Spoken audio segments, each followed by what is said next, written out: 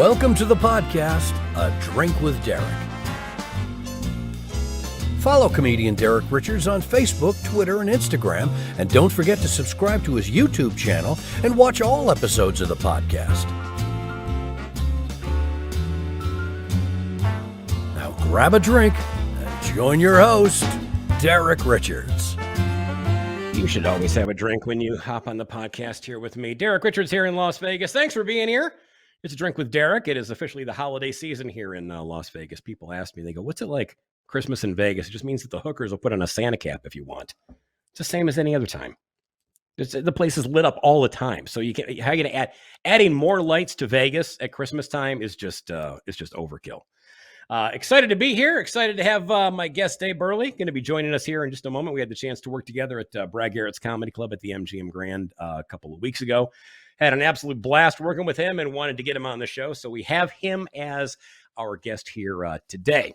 And in fact, speaking of Brad Garrett's Comedy Club, I am going to be back there December 26th through January the 8th. Brad Garrett's Comedy Club at the MGM Grand here in Las Vegas. Go to bradgarrettcomedy.com to get your tickets. Also excited to be working with my buddy Dave Landau coming up in Muskegon, Michigan on Saturday, February the 11th at the Fruenthal Theater. Dave Landau, you know him from Louder with Crowder. Also, Last Comic Standing, Comedy Central. Saturday, Feb 11 at the Fruenthal Theater with our good friend Tom E. Thompson is going to be hosting the event. Also, too, when you're out online trolling for holiday gift items, may I recommend my book, Whiskey, Cancer, and Bad Decisions. I am a 22-year cancer survivor. What I did was I put together a fun, messed up story of what I went through as far as my journey going through cancer and getting better. It's got some funny, whacked out stories in there. Whiskey, Cancer, and Bad Decisions. You can grab it on Amazon, amazon.com. Type in Whiskey, Cancer, and Bad Decisions. You can get the hard copy. You can get Audible. You can get Kindle. You can get it on a stone tablet if you want. I don't know if that's available, but I'm sure if you asked Amazon, they'd probably make it happen for you. Also, too, the Irish Comedy Tour is starting up the end of February. Excited to bring myself, Damon Liebert, Derek Kane, and Michael Malone on the road. We start in Johnson City, New York. We'll be wandering through Boston. We head up to New Hampshire. We're going to be in Pennsylvania, Wisconsin, Minnesota, down to Florida. Again, the Irish Comedy Tour, theirishcomedytour.com is our website. Let's get to my guest here today. He is a comedian and impressionist. Dave Burleigh has a stand-up special called Nobody's Keeping You Here, which went viral on all social media platforms with more than 20 million views, which is insanely impressive. He currently is in the process of developing a new show that he hopes to take on the road internationally as well as here in the States. He was voted the best impressionist on The View, and you've seen him on America's Got Talent. Comedian, impressionist Dave Burleigh here on A Drink with Derek. Before I became famous, thank you.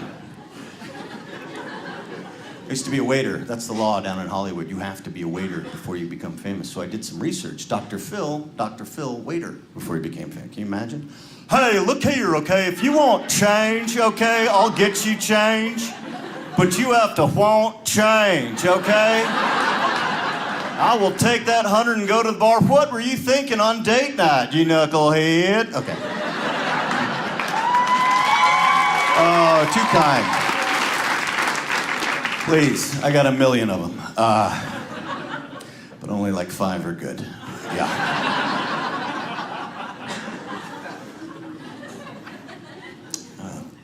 Arnold Schwarzenegger, waiter, before he became famous, sort of. Probably went like this. Listen to me now, it's not that difficult. You just talk into the menu and then you drive to the first window.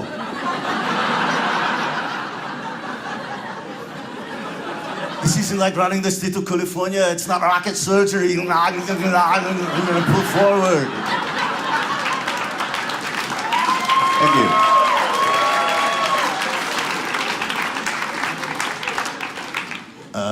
It's your show. Who do you want to see? I'll take requests. Shout them out.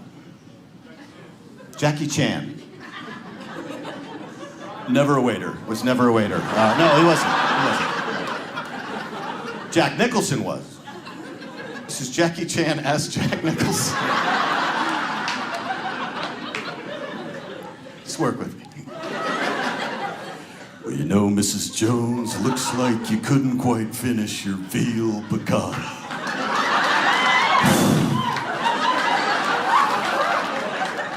like me to get you a doggy bag? Would you like to take me home and make me your little doggy? Woof. There we go. Thank you.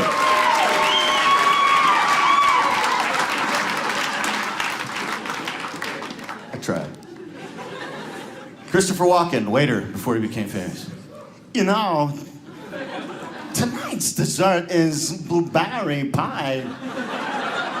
It's good. It is juicy, fruity, sweet. Plum blueberries. The only other option is tiramisu. What is that? It's like bread soaked in brandy. Soggy bread. Tastes like crap. I'd go with the blueberry pie a la mode. Okay, there you go. Thank you. Dave Burleigh here on A Drink with Derek. Good to see you, my friend. You are in, I'm in Las Vegas. Buddy. You are currently, as we record this, you are in Louisville, Kentucky, on the back end of the Bourbon Trail. Louisville, I'm sorry. Louisville, yeah. They'll correct you out here. It's like saying they Frisco. will correct you. They will correct you quickly in Louisville. Yes. Well, no, nobody's doing anything quickly out here. It's pretty slow. It must be the bourbon or something.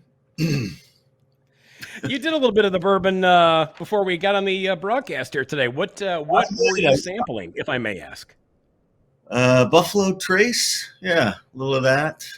Tried to dip into Angel's Envy, and that was a little too expensive for my taste. I mean, after one or two, what are you tasting anyway, right? I mean, may as well go get my George Dickel. Does George Dickel, does that count? Something like that? I don't know. Is that bourbon? That works. George Dickel does work. That's the difference between whiskey and bourbon. Do you? Bourbon is made with corn mash and whiskey is not. Right. And so right. It has to be like 70% corn mash on the bourbon, I think. Something like that. Yeah. And I'm not bourbon doesn't hit my palate properly. Nah. I mean, it doesn't, like for me, I'm more of an Irish whiskey guy, and this is actually my favorite, this might be Jameson. The only thing I like about Starbucks is this cup that I found. Oh, that's great. Where'd you find that which is great. Somebody gave it to me. I'm like, this is absolutely perfect. And I was inspired because you said, hey, should I have a drink when we're doing this? And I'm like, yeah, if you're motivated, go for it. So I've got some a little bit of Irish coffee going on here as we're having our conversation. Great to see you, my friend. You too, brother. It's good to be here. I had bourbon this morning on pancakes, so I'm going to take a little break for now. And it's all about pacing. Yeah, it is all about pacing. You have I'm going to ask you this here before we get any further. On your bio, nice compliment from Alec Baldwin that said, "You are so effing funny, truly." Now, when did you run into Alec? I'm assuming it wasn't on a movie set because you're still here. No.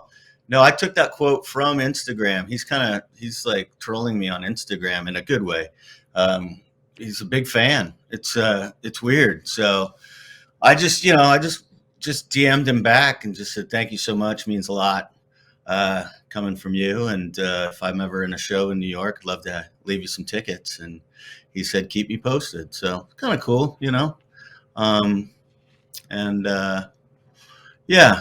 so sent a couple other messages, but I can't go into those without my lawyer being here. So, so you're an impressionist, a comedian, or both. This is and I say that only because it seems like both don't exist these days, because it's just like a lost art form. Because usually, it's when you think of comedian impressionists, a lot of times people will say, "Oh, Rich Little." Rich Little is just an impressionist. I've seen him perform, and I didn't find a whole lot comedically there. I'm not diminishing his talents at all, but it's really like you think of Frank Caliendo, who has done a brilliant job and made a great career out of it. And now obviously, we had a chance to work together in Vegas. So what's the connection here? How did this come about? Yeah, well, I think, I've always admired him growing up, and even guys like Rich Little or, whoever else, there's so many of them, but, there aren't so many of them anymore. That's the thing. But like I just used to do impressions for my dad, my uncle, and then family and friends, and since I was a kid, so I kind of embraced them, and they were cool for a while, like in the '80s, and then it kind of became hack, and people would encourage me to drop them, or that you can't get a stand-up career doing impressions, and I liked them too much, so I just try to find a way to incorporate them into my act, and it's gotten to the point now where if I do a stand-up act and I just do pure stand-up, then people are like, where are the impressions? And then if I do all impressions, they're like, we want to, where's the stand-up act? So I try to give them a little bit of everything, a third, and a third, some singing, some music and stuff like that. So I don't know. It's kind of a double-edged sword. Damned if you do, damned if you don't. I just think there's not that many guys doing it. So it's kind of a nice surprise. In fact, people say that after the show. They're like, wow, I wasn't even expecting the impressions. That was fun. So, and then working on less hacky ones from the past, yet if you avoid them in the act, the less hacky ones, like a Nicholson or a Schwarzenegger or a Walken, then people say, oh, well, you didn't do that one. And it's just like, oh, when are you folks going to die off? And enjoy a Ryan Reynolds or a Jason Bateman impression. You know what I mean? So I'm working on a bunch of them, and because I'm tired of the old ones too. But it's like you got to know your audience. So if you're looking out the crowd and the demographic is getting up there 60, 70, they're going to know them more than they're going to know a Vince Vaughn or a Owen Wilson. And I did have a woman actually one time, she was on a ship and she came up and she just said, I'm just so glad you don't do any of that Neil Diamond bullshit. You did like Owen Wilson, Vaughn. And I go, that is amazing. You know Owen Wilson and Vince Vaughn. I go, how old are you? She goes, I'm 80. I watch all those movies with my grandchildren. I don't want to see any of that old shit from back in the day. Do some new stuff. And I'm like, all right, so maybe I'm wrong about my demographic. That's hilarious. Oh, it's great to hear, though. What's the first impression that you did that you recall? Oh, it had to be, the old Howard Cosell, John Wayne, Muhammad Ali stuff, right. Just stuff you'd see on the TV, and then, with my dad and my uncle, and then they would try their best, and I always remember they were kind of amazed at like 6 and 7, like that my impression was better than theirs. Like I remember I would like take, when I was like 7, I would steal cigarettes from my Aunt Pam. Sometimes the ones that were ashed out with the lipstick still on them, just because I needed it as a prop. And I'd go in the backyard, and my dog Randy would be back there, and I'd be watching the old war movies with John Wayne, and I'm like 7 going, look here, you little doggy, you better get in the trenches. Can't you see the enemies coming? And then that's what I'd talk to my dog all day, with half-lit grits and lipstick on them. So. with a half-lit cigarette from your Aunt Pam. Yeah, exactly, right. And man, doing that John Wayne, that's a little dated in itself. I need to dust that one off, the old Duke. Jeez. Or not, or just leave it. Did you ever do an impression of somebody in front of that person? Wow. Not that I know of, but then again, I did post something on Instagram, and that's how Alec Baldwin reached out to me. But he was watching me and following me up until I posted Face App impression of it, and that's when he responded. It's up there now. I can't remember what I said. Something like "Coffee's for Closers," which is another old reference from 12 Angry Men. Which is great. That's a great movie. Glenn Ross is a classic. Yeah. Well, there you go. Yeah. You can't beat that. What's the most overdone impression that you've seen people do? Well, I think it's all the ones that you see now, on Instagram or YouTube and stuff. The Matthew McConaughey's, the Christopher Walken's, those are kind of fading though, which I kind of like. I like to see these young kids coming out with like Mark Wahlberg's, and that's even kind of getting a little But like a Ryan Reynolds or a Jason Bateman or somebody obscure, it's just, again, it's like that demographic. You have to have enough people in the audience who know who those actors are and then also had watched the show, say like Ozark or something. So it's kind of it's a double whammy. It's like, have they seen Ozark? And because I used to do like Walking Dead impressions, and then, not everybody had seen it, or, Big Bang and all this stuff, and try to tie them all together. So at least I'd hit one or another, or like Breaking Bad, did a lot of those impressions. And so I used to say like they should, there's not enough time to watch all these shows, so that they should just do them all in 1/2 hour. And then I would do them all, hoping I would hit, a third of the audience who watches those shows. And then it kind of brings everybody together. But if you didn't watch Breaking Bad or Walking Dead, you're like, what next? So it's tricky. They're going to be lost. Really tricky. Yeah. That's why I think Frank Caliendo's so great at it, because he just incorporates it and then just has callbacks on all his impressions. So, he can be doing Madden, and then he's into Bush or the Trump, and then whatever. And then he's back to Madden making a comment about Bush and Trump, and it's like, it's uncanny. It's great. So good. Big fan. What is this new show that you've got that you're developing? Yeah, well, it's actually a couple, but I combined them. So I have a new hour of stand-up that I'm really excited about, and I just keep working out new bits to it. And so that should be done, I'm thinking, early next year, which I want to tour with internationally. And then also I have an old show that I used to do with the band and orchestra, with a lot of singing impressions and storylines that I think would really play today that nobody's doing. So a lot of irons in the fire. I feel good about both shows. It's just going to see, what do the people want? What do the people want? That's the thing. How about you? I mean, like, I wrestle with that. Do you wrestle with that? Like, people, you do what the people want, or do you do what you want? I think it's try to find you find something that matches in the middle. I mean, because obviously if you don't enjoy doing it, right. Even if people want it, I have no idea what you're talking about, Derek. I love doing this every stinking night. Yeah. No, I have no idea what you're talking about. What do you mean? If I don't enjoy doing it. Exactly. I know, right? Well, that's almost like when you talk to or you see interviews on musicians where they say, well, I'm tired of playing, Goodbye Yellow Brick Road. I'm like, well, you know what? That's just too damn bad, because it sold 50 billion copies, and I'm here to hear you Goodbye Yellow Brick Road. So sing it, Elton John. Quit your crying. So exactly. Stop with the new stuff. Would you already? Yeah. Yeah. Here's one the drummer wrote. Okay, we're done.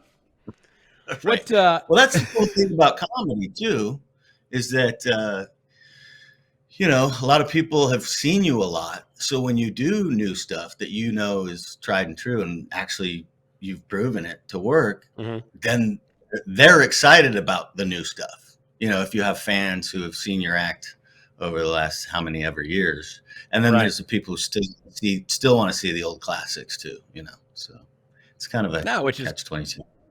No, absolutely. And here's something. People think that every gig that we do is just rainbows and unicorns. But as we record this right here today, now, you just did a corporate show this morning in Louisville, Kentucky. Corporate gig this morning for 1,500 farmers. Mm-hmm. What was that? And what was that like? Tell me the magic that happened. Well, it was at 9:15, which is late for them because they're usually up at the crack of dawn, right? So they're all ready for bed at 9:15 a.m. And I was just getting up. I didn't sleep well last night. I did the Bourbon Trail and just pulled an all-nighter because, as comedians, we sleep until noon, and I didn't want to miss it at 9:15 a.m. So I just put like a lantern on my head and did the Bourbon Trail all night. Met a couple of nice guys out there. They go by Lewis and Clark, and they do not look good. They got stuck on the Bourbon Trail, I believe. Got a little off track. Where does the Bourbon Trail end, Dave Burleigh? Where does it end? Over by exhibit museum over on 8th Street, I think. Just a stack of dead drunks just piled up there. They don't even move the bodies. Yeah. But I tell you what, like, it's the worst. It's like, you've done daytime comedy. Oh, yeah. But breakfast comedy it doesn't lend itself to comedy. It's not conducive to what we need, especially like in a large auditorium, casino, or not casino, hotel ballroom with a huge stage and big screens. And, some people don't even know you're a comedian, they just, and you have to kind of explain that within the first 5 minutes. Like, they're thinking I'm a motivational speaker or something, and it's like, I'm not really getting a message out of this. And then it's like, it doesn't work. And yet they're like, yeah, we've had motivational speakers in the past and we just want to get back to comedy. And I'm like, well, do comedy at 9:15 at night, baby, just, it's like pulling teeth. I mean, I made it work, but it was 55 minutes show. And, a lot of people just, they're not ready to laugh at that hour. They're either hungover from the night before or just waking up or don't want to be there, have to be there because of their boss. But, now, was this like an agriculture convention or something like that? Or what was the, a bureau. Were you the focus, or were you kind of like the, hey, everybody here, let's get coffee. And now here's our comedian to get us all motivated. And then they went into all the presentations after that. No, I had to follow the presentations. They were there at like 7 a.m. and then they went into stuff. And then, so they had been there a while. And then the president spoke for a while. And then there are all these people up on stage and it's like, and now comedy. Yeah. Ta-da. And and it's just, nothing about it feels right too. It just doesn't. We feel like fish out of water in those situations. I mean, the room's sterile, the ceilings are high, the the stage is huge for just one guy to stand out there, and I think they'll see like video clips. Most corporations, they'll see like video clips and think that what they've seen with a hot audience in a club with laughter and tags and callbacks and crowd work and stuff. They go, well, this will be perfect for us at 9:15 a.m. in a ballroom in a hotel. And it's like, that doesn't register with them. They don't get that. They don't get like, well, just go do what you did on the video. It's like, well, you got to do a lot of stuff like shrink the room and, have it in the evening after dinner when everybody's done eating. But I don't know. Then again, No, they pay very well. I mean, I always think that like a corporate event, I think as far as corporate shows, and I mean, correct me if I'm wrong, but I think like 30 to 35 minutes for a corporate show. I think you're right. Is solid. I think that's like, boom, hit them, done, out. Because especially if they've been listening to presentations and, they're following PowerPoint and they've had breakout sessions and it's like, they just want a nice little, brain reset. And I think 30 to 35 minutes on a corporate event is good. I think when you start getting into like, and I'm sure they probably wanted you for like 45 minutes to an hour and you did 50, 55. Yeah. And it just after a while, you're like, they just don't care. Right. And then that's the old adage too with comedians after they do a corporate gig, especially breakfast comedy. They go, well, that's the last time I do one of those until the phone rings again. Right. Because the money's so good. I mean, the money's great. And then I did a show. I did a show for 2,500 in Orlando a few months back, and it was to open for this music act who was well known. So they packed it out, and I just had to set it up, and he knocked it out of the park. They didn't even know I was going to be there, and that sometimes can be nerve-wracking because it's like, oh wait, what? We're not here to see this guy, but it worked great. I did, and that was 20 minutes. Knocked it out of the park. They were ready. Then I got feedback online, like, you were the best part of the evening and this and that. What a great surprise. And I'm like, they did it right. And that was like at 9:00, Right. And with all the lights and all the bells and whistles and 9:00 p.m. Yeah. So. Yeah. When it's done right. And then you think, and then in your head you go, oh, they finally got it. And when you think you mean like the industry. You're like, they Correct. finally understand this is what works. And then you remember that gig in Orlando for 2,500 people for the next gig. And you go, this is going to be great. I got 1,500 farmers. These guys like to play in dirt and with manure, and they spray Roundup in each other's face. And they could care less. It's going to be a riot. My favorite is like this morning where they come out, and it's just lukewarm. It's like laugh, nothing, laugh, nothing. You got to just hold their hand through the whole thing. And a lot of them probably don't even go to comedy clubs or anything, or know how it works, or they expect it to be like they see on, Instagram or YouTube or TV or whatever. And I think one guy said to me this morning as I was leaving, and we're in Kentucky, and he goes, "Well, I like you."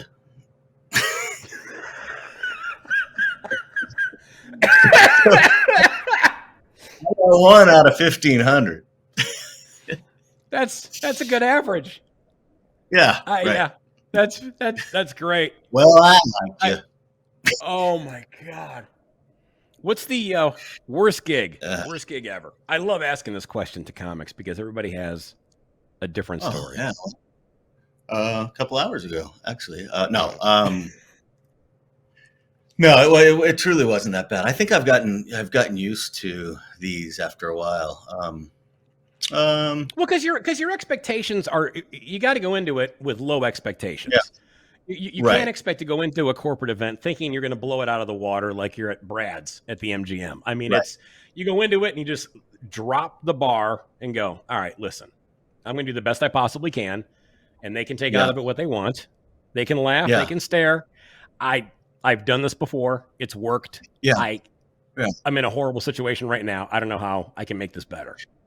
My most recent one, and you can probably, agree with this in your own travels, was it was a Christmas party a few years back, and it was the top of this hotel in Beverly Hills, and paid well, and dinner and stuff, and they had this Earth, Wind, and Fire cover band, or the Commodores and stuff, and so they're rocking out and doing great, and it was one of those ones. So people are dancing and stuff, and then they had dessert and drinks, but brought me up to do 45, and I'm on the dance floor, no stage or anything, and I was just where these great musicians and singers were, where everyone was dancing, and nobody was paying attention.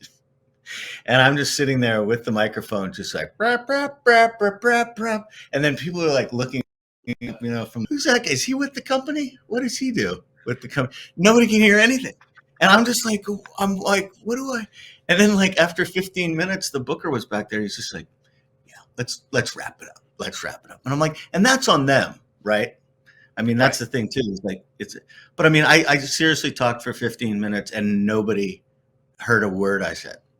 Heard a word. I was like the teacher on Peanuts, just wah, wah, wah, wah, wah, wah, wah, wah. I was just annoying to them. And it's just so now you wrap it up. So then what happens? Because then that's the fun exchange. That's the worst. If you got paid already, then you can you just grab your jacket, you grab your car keys, your cell phone, and you find a back door. You crawl through an AC vent, and get to your car, and just get on the road and take off. So how was the exchange when you got off stage? So the booker who was there, he has my check in hand, and I go over to him and I just go. I don't know what they wanted or what you wanted. He goes, yeah, I think we had you in the wrong slot. You should have been at a different time during the evening. And I go, yeah, I think so. As I'm literally trying to pull the check out of his hand and race down the horrible. Like I had to go home and take a warm bath and shower. It was just horrible. I felt so dirty and like, what am I doing? Those are those gigs that are just truly for the money, right? I mean, because it's not going to work. I mean, rarely does it work. Like I have one that I'm looking forward to coming up in Missouri, and because it's a Christmas party, it's 500 people and it's couples, and they're going to get all dressed up, and and they know I'm coming, and they have a comic every year, and that I feel good about. But like when you're talking to people and writing stuff down 2 weeks out to do the show, and they're giving you the itinerary, and you want to say, well, this isn't going to work. You want to say that, but you can't. It's their gig, Right. and they don't ask you. And it's like, and it's their money, and so it's a weird, tricky thing. Weird. I did a gig for the California firefighters in Yeah. it was a few years ago, and they had sent the itinerary. They go, well, we're gonna do the cocktail hour, and then we've got some dancing afterwards. So everything seemed fine. It says we'll do cocktails, and then right before we bring you up, we're gonna go through and read off the names of all the people that we lost this past year. Yeah. All I've of been our there. fallen firefighters. And I went, Right. that's not going to work. And they go, well, that's Right. in the itinerary. And I go, I will send you your deposit back. I will not do that. I'm not going to go up and try to make people laugh after you just got done rattling off all the people that died in the line of duty. Right. And it was one of those years, like most years where there's horrific California wildfires. Yeah. And so, I mean, they were reading a list like it was, like you're reading, like you're literally reading a phone book. I go, this is going to be a disaster. And it was literally like moving a mountain to get them to change that. Yeah. Well, in their mind, they think that comedy is going to boomerang the mood in the room, right? So they're like, well, what do we do after we, say goodbye to Bob? Well, we bring up the comedian. It's like, it's a tough transition, It just doesn't work that way. And they think it will, but no, it never works that way. What's your favorite cocktail? Man, I'm a vodka martini guy, slightly dirty, like myself. A couple blue cheese olives, and I could do one of those every evening, or a few. Yeah, they just go down too easy. Yeah, I just love them. And I don't even like the olives that much, to be honest. I don't even eat those that much. Close second would be Manhattan. So back to the bourbon. Yeah. What's your best drunk story? Oh, best drunk story. Had to be like 89. It's like asking Babe Ruth what his favorite home run was. Yeah, well, the one I can remember was, I think it was 89-90, and me and three buddies went down to the Rams-Niners game in Anaheim. That's when it was the Anaheim Rams. Los Angeles, but yeah, where they played at Anaheim. And it was against the Niners, and it was a Monday night football game. This was like, Jim Everett days, Flipper Anderson, Jerry Rice, Roger Craig, Joe Montana. We were huge Niner fans. So it's me and my three buddies sitting in the sea of blue. And we're having like first half, and we had been tailgating for hours out there. We're just like, this is going to be awesome. Monday night football to get into the playoffs. And we were just hammered. This is back in college. This is when you can get a 12 case of Keystone Light for $2.99. Yeah. I think you still can. Yeah, maybe you can. Anyway, so we're sitting there and we're getting like hot dogs thrown at us. I mean, there were no other Niner fans around us, which is unheard of now because the Niner fans travel great. So hot dogs, beers thrown on us, this and that, and the Rams are crushing them. And so at halftime, we can't even see straight, and we're just like, crying in our soup and just want to go home, getting just beat up by these Rams fans. And this guy comes down in a trench coat, and he goes, Mrs. DiBartolo, Eddie DiBartolo's wife, the owner, he goes, she's been watching you from the luxury box up there, and she would love to have you guys watch the second half from the luxury box up there. And so we go, yeah, we'd love to, as we're like peeling like mustard off of our eyeballs and just like, having shit before walking up.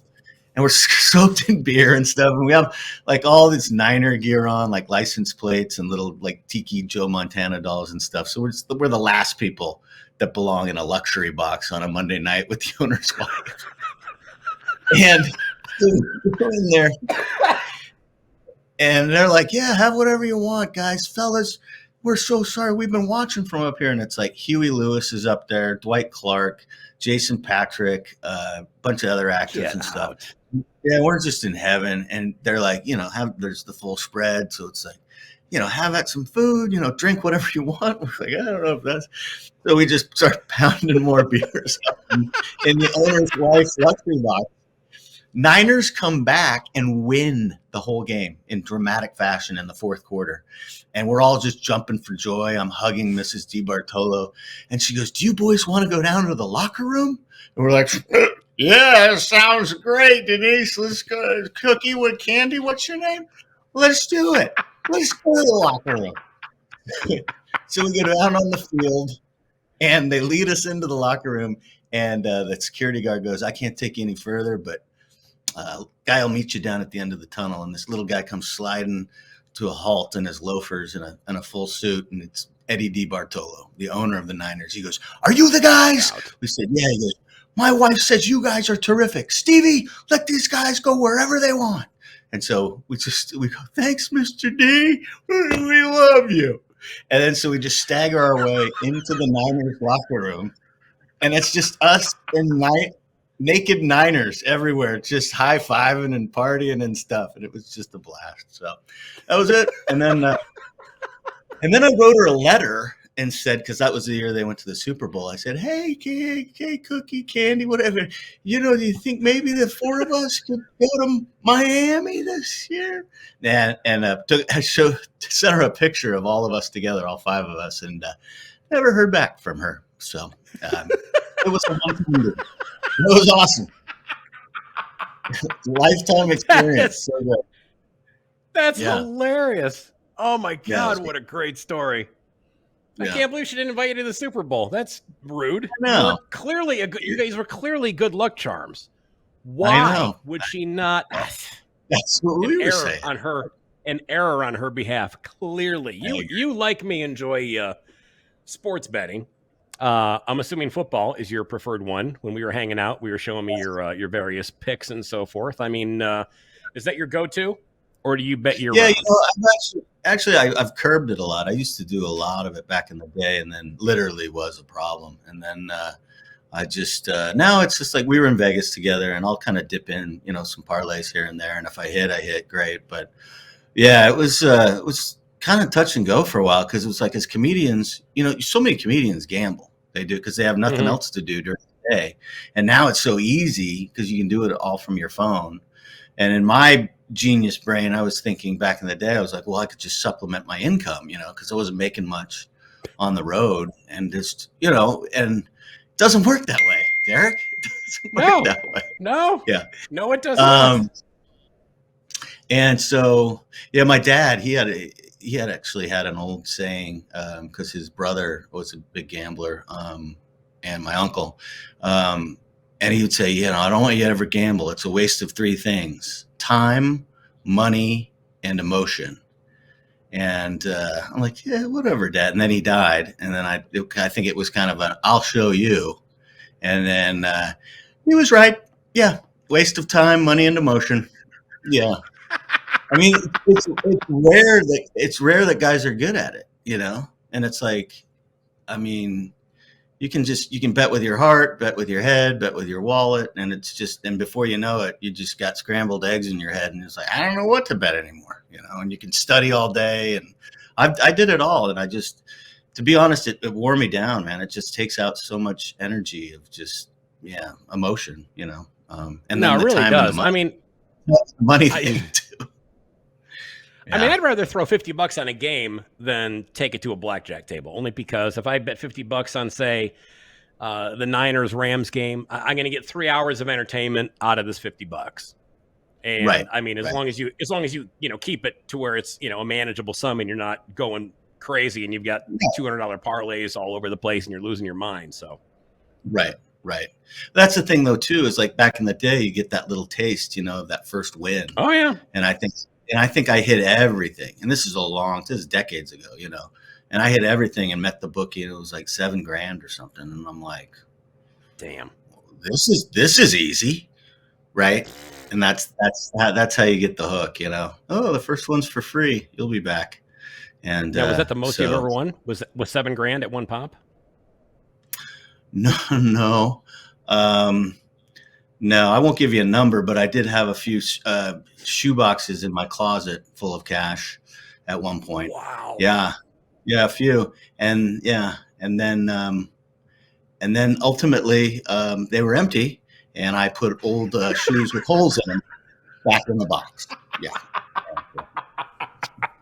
And that's what Papa wore, because Papa needed some new shoes. Yeah. Well, that answers my follow-up question. I'm not going to say how much you've lost. You lost what was ever in the shoe boxes. What would you not wager on? What would I not wager on? I don't know. I probably like WNBA, something like that. I just things I don't know or can't be interested in when I watch them. Or I shouldn't say can't be. I'm just not. It's like soccer or hockey. When you bet on those, it's like whereas like there's a flow to basketball or football or even baseball. I loved betting baseball for a while because it's so drawn out and it's like a chess game and you get to, match up pitchers and this and that. I hit a 10-team parlay once in baseball and I put up $50 and I'm like, whatever, because I was up or something. Yeah. And it hit. It actually hit. All 10 teams came in and it was one of those things where I realized you have to play like long odds on some of the teams, teams that were, plus 250. They weren't supposed to win at all. Sure. Or the over under was supposed to definitely go under 7 and it went, over by 1, or, a favorite, or a minus a run line or this and that or whatever. And it all came in and I was just $13,000 with $50. So it was like, and that's the other thing too. Then it gets in your head. You're like, well, that was fun, and then you think, I don't do those anymore. I don't really, I don't dip into it as much as I used to, which is good. It's good. I got bigger fish to fry and, a career and, career at 9 a.m. in Kentucky. Well, you got new shoes to buy. What, have you ever been arrested? Arrested? Like in jail? I like how you added that to it. Have I ever been arrested? No, I don't think I have. I really haven't. I don't think I have. No. I mean, I may have, just on a bender, and I didn't know. But I don't think so. I'm a lover, not a fighter, Derek. I don't fight. I'm a happy drunk. I don't get in trouble. I always stay somewhere. I don't drive. I've seen too many friends get DUIs or worse. I just rather stay in, I don't have to, with Uber, where's Uber and Lyft been forever? How did we live without Uber and Lyft and yet people still do drive? It's mind boggling. So, but yeah, I don't, not that I didn't. I mean, I think we all did at some point, but yeah, never arrested. I mean, I should have been a couple times. Like in high school, I was in my convertible Bug. And because that was the thing in high school, they'd break up the party at like midnight, the sheriffs, and there were like 2 sheriffs, and then you got all these drunk kids. This is back in the 80s. And they'd be like, all right, kids, get in your cars, go home. Everybody get home safe. It's like nobody could walk straight, but that was the way it was. And I was in my convertible Bug, just like leaning over the car, just puking out the Bug as I'm driving, looking at the line on the street, and then just redecorated the whole side of my Bug. And those were the days, man, but not arrested. No. You have a new card game that you invented on impressions. And it's out this Christmas. It's called Who Do You Think You Are? What is that, first off, and where can people get it? Yeah, I think I've been doing it for like 3 or 4 years, and it was kind of a brainchild of selling merchandise, but not taking T-shirts out or, anything in huge bulk out on the ships or comedy clubs or flying with it and stuff. And I was like, what would be smaller and kind of cool? That's just something I could sign real easily and give it to people after shows. And I thought, a game doesn't exist about impressions, and so. I've done like 3 different versions now, and so 2 more are coming out. This is the one coming out is celebrities, but it's basically like a charades thing where you try to guess the line, but the whole key is you have to do the impression. So you can't just read the line, as yourself. You have, so if it's Jack Nicholson, and they get harder as you go. So it's like first one's Right. 10 points. Really, it's like, let's see you down at the precinct. And then it's like, the next one is, here's Johnny. And then the last one is, you make me want to be a better man. Anyway, so you have to do, but which is hilarious when my mom does impressions of like Jack Nicholson. We played with her. She's like 81. And she's just like, you make me want to be a better man. Anybody? Yeah. And so that's half the fun. It's like seeing people doing impressions that they have no business doing impressions. And our motto is, good impressions are hilarious, bad impressions are epic, or something like that. I don't know. Or I should know our motto. Anyway, so we print now. We're printing this week, and then they should be ready by Christmas. Walmart, Amazon, my website, daveburleigh.com. We've played it a million times, love it. Want to shoot a commercial and then start putting that on social media as well. And it's a blast. I mean, it's easy. Anybody, from 9 to 90 can play it. So, yeah, check it out. Who do you think you are? Now, do you get people that come up to you after shows and try to do impressions? All the time. Yeah. Or my son does a impression, or this and that. It's the same thing as you get all the time. Like, you should put this in your act. And that's when the earwax gets thick, right? And it's like, I'm sorry. When your brain locks up, like when your brain locks up the gate, the cursor just stops. You're like, I'm not hearing anything you're saying from here on out. Right. And the best, as they're shaking your hand as they leave, they go, that's free. That's free. I don't want anything for that. No. Okay. Let me pay you. Please, let me give you something so I don't feel like I'm indebted to you. You said it was free, but I'm going to give you a quarter just because I don't want to feel any level of obligation to you at all.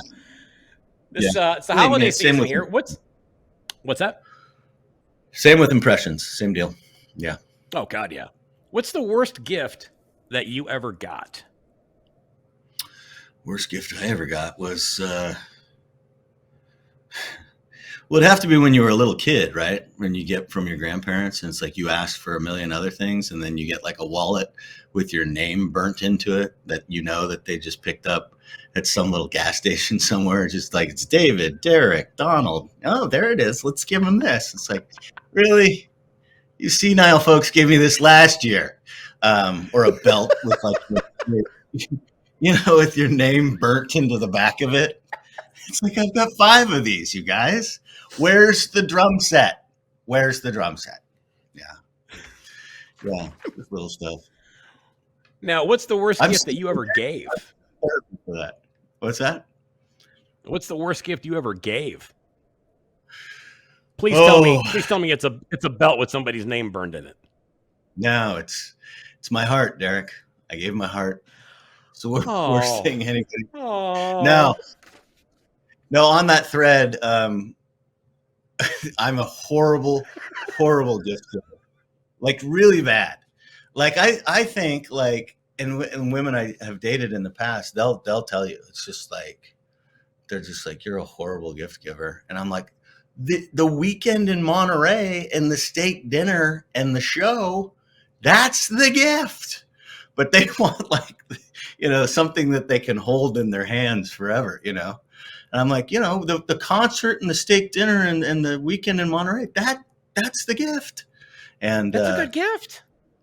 I know, usually isn't enough. They want like a, something to wear, or jewelry, or something, a mixtape, maybe a mixtape.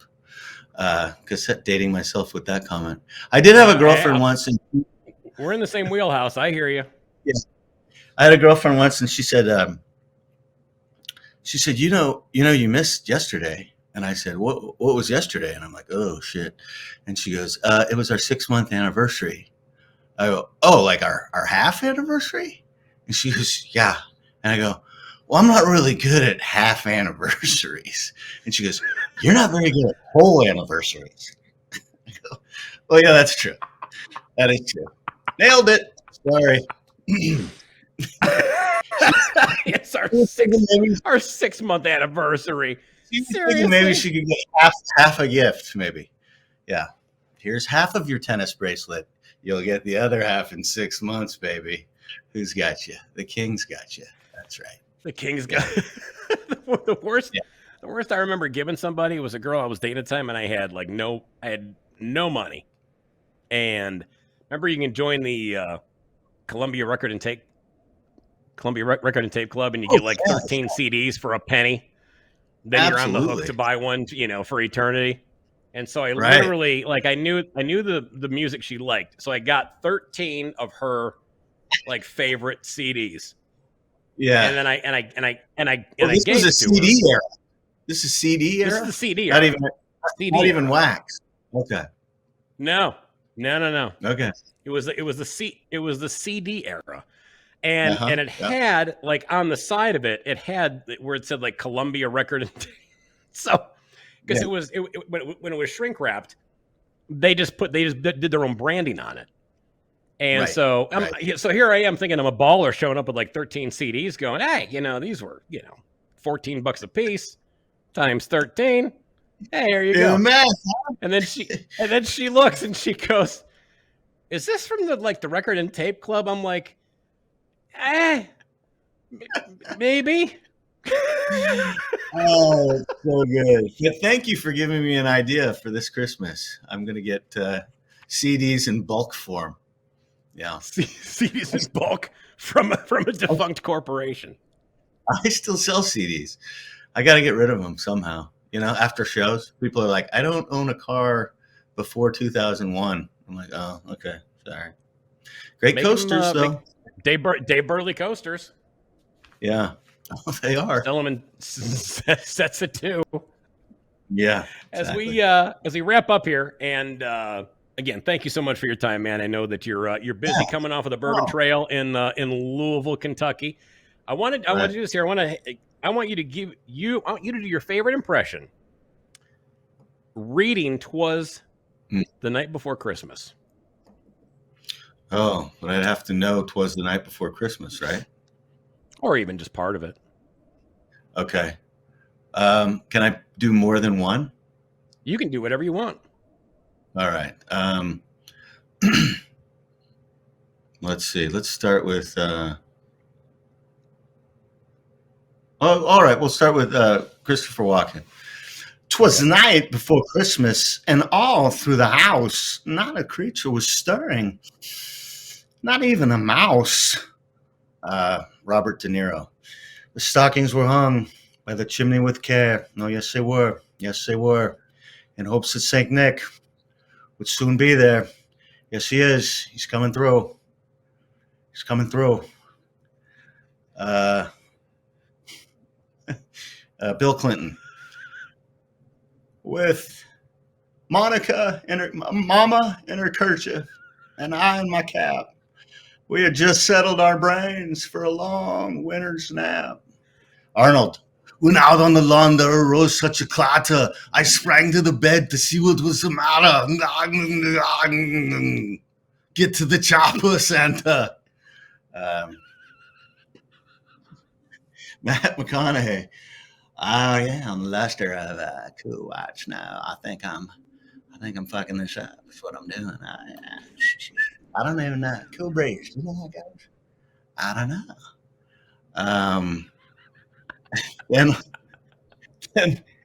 Then without any, I don't know what happens. Then Owen Wilson.